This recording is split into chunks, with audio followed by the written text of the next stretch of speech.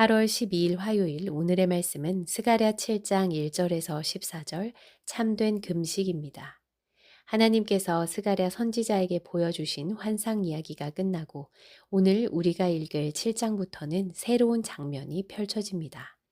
베델 사람들의 질문과 하나님께서 주신 답을 담은 스가랴 7장 말씀은 우리 각자의 신앙과 삶을 돌아보게 합니다. 우리는 매주 빠짐없이 교회에 나가고 신앙생활을 꽤 오래 해왔음에도 불구하고 여전히 마음과 삶에 아무런 변화가 없는 것처럼 느껴져서 답답함을 느낄 때가 있습니다. 매일 말씀을 묵상하고는 있지만 정작 그 말씀이 내 삶에 직접 와닿지는 않는 것 같아서 허전함을 느끼고 말씀은 말씀대로 삶은 삶대로 따로 떨어져 있는 것만 같은 괴리감에 마음이 무거워질 때가 있습니다. 봉사를 할 때에도 내가 하지 않으면 이 일이 멈출지 모른다는 무거운 책임감에 기쁨보다는 힘겨움이 앞설 때가 있습니다. 이렇게 자기 만족과 의무감이 뒤섞인 습관으로 신앙생활을 이어가는 우리에게 오늘 스가랴 7장 말씀이 우리의 신앙과 삶을 점검하는 도전이자 답이 되기를 간절히 소망합니다. 7장 1에서 6절입니다. 다리오 왕 제4년 아홉째 달 곧 기슬레월 4일에 여호와의 말씀이 스가랴에게 임하니라. 그때에 베델 사람이 사레셀과 레겟멜렉과 그의 부하들을 보내어 여호와께 은혜를 구하고 만군의 여호와의 전에 있는 제사장들과 선지자들에게 물어 이르되 내가 여러 해 동안 행한 대로 5월 중에 울며 근신하리이까 하매 만군의 여호와의 말씀이 내게 임하여 이르시되 온 땅의 백성과 제사장들에게 이르라. 너희가 70년 동안 다섯째 달과 일곱째 달에 금식하고 애통하였거니와 그 금식이 나를 위하여 한 것이냐. 너희가 먹고 마실 때에 그것은 너희를 위하여 먹고 너희를 위하여 마시는 것이 아니냐. 하나님의 말씀이 임한 때는 다리오 왕 제4년 9월이었습니다. 이때는 성전 공사가 재개되고 약 2년 정도 지난 시점이었고 다리오 왕 제6년에 성전이 완공되었으니 완공까지 약 2년 정도 남아 있었던 때였습니다. 다시 말해서 시기상으로는 공사 기간이 절반쯤 지난 시점에 스가랴에게 여호와의 말씀이 임한 것입니다. 북쪽에 있는 성읍 베델로부터 사람들이 와서 제사장들과 선지자들에게 매년 다섯 번째 달에 해오던 금식을 계속 해야 하는지를 묻습니다. 이스라엘 백성들은 바벨론 느부갓네살 왕 때 예루살렘 성전이 완전히 파괴되었던 것을 기억하며 금식해 왔습니다. 그들은 이제 성전이 다시 지어지고 있는 상황에서 금식을 계속하는 것이 맞는지를 고민하며 묻고 있는 것입니다. 베델 사람들의 질문에 하나님께서는 계속해야 한다 혹은 그만해도 된다 같은 직접적인 답을 주지 않으시고 대신 너희가 지난 70년 동안 행한 그 금식이 진정으로 나를 위한 것이었느냐고 물으십니다. 그들이 지켜왔던 금식은 여호와의 성전이 무너지고 유다의 총독으로 세워진 그달랴가 비참하게 살해된 사건을 기억하고 주님께로 돌이켜 회개하는 의미를 담고 있었습니다. 그래서 5월과 7월마다 그들은 이 참혹한 일들을 기억하면서 슬퍼하고 자신들의 욕구를 절제하며 스스로 고통을 감내하고 금식했습니다. 그러나 하나님께서는 그 70년의 금식이 하나님을 위한 것은 아니었다고 분명히 말씀하십니다. 그들의 금식은 자신의 종교적 열심을 드러내고 경건해 보이고자 하는 마음에서 혹은 나라의 멸망에 대한 슬픔과 분노를 표현하기 위해서 행한 의식이었을 수는 있으나 그 중심에는 나만 있을 뿐 하나님은 계시지 않았습니다. 우리의 중심을 보시는 하나님께서는 너희가 먹고 마실 때에 그것은 너희를 위하여 먹고 너희를 위하여 마시는 것이 아니냐라고 물으십니다. 너희가 금식일에는 절제했을지 몰라도 평소에 자기 만족과 자기 욕구를 채우는 데에만 마음을 쏟고 있지는 않았느냐고 묻고 계시는 것입니다. 6일 내내 일상을 나 중심으로 열심히 사는 사람이 주일에 갑자기 하나님 중심이 될 수는 없습니다. 하나님은 금식일의 절제보다도 평범한 날의 방향을 보십니다. 우리의 중심은 특별하고 거룩한 어떤 날이 아니라 평범한 일상의 먹고 마심 속에서 분명히 드러납니다. 그래서 성경은 그런즉 너희가 먹든지 마시든지 무엇을 하든지 다 하나님의 영광을 위하여 하라고 말합니다.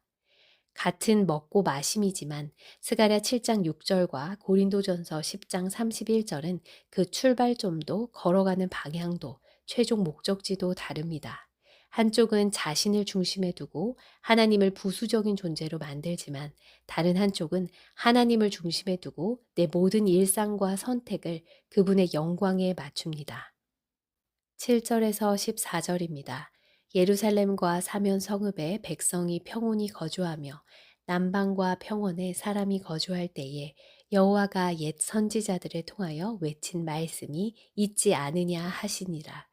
여호와의 말씀이 스가랴에게 임하여 이르시되 만군의 여호와가 이같이 말하여 이르시기를 너희는 진실한 재판을 행하며 서로 인애와 긍휼을 베풀며 과부와 고아와 나그네와 궁핍한 자를 압제하지 말며 서로 해하려고 마음에 도모하지 말라 하였으나 그들이 듣기를 싫어하여 등을 돌리며 듣지 아니하려고 귀를 막으며 그 마음을 금강석 같게 하여 율법과 만군의 여호와가 그의 영으로 옛 선지자들을 통하여 전한 말을 듣지 아니하므로 큰 진노가 만군의 여호와께로부터 나왔도다.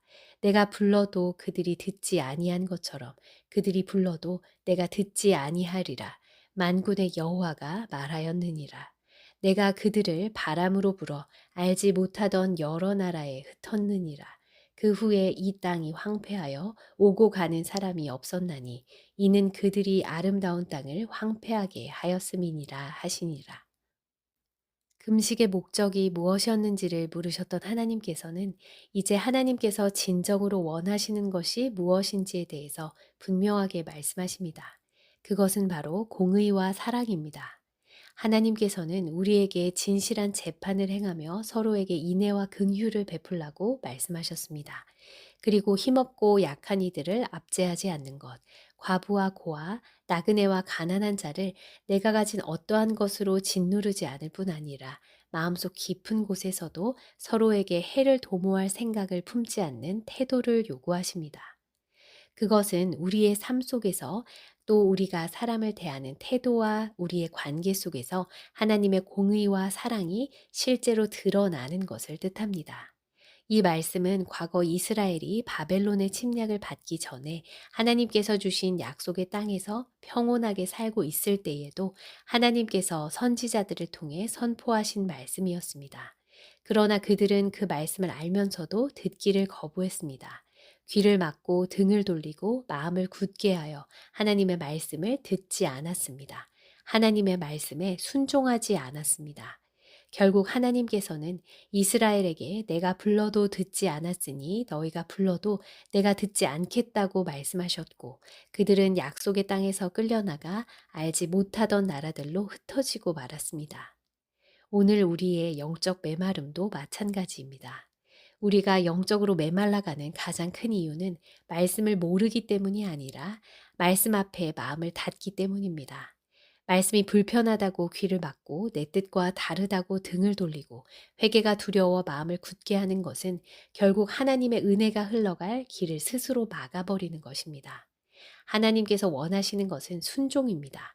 순종이 제사보다 낫고 듣는 것이 순양의 기름보다 낫다고 하신 그 말씀처럼 우리의 삶 속에서 사람들을 대하는 태도와 관계 가운데에서 하나님의 공의와 사랑을 드러내는 삶이 하나님이 원하시는 진정한 신앙입니다.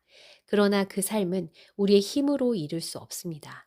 오직 하나님께서 우리의 마음을 움직이시고 성령께서 우리 안에서 일하실 때에 가능해집니다.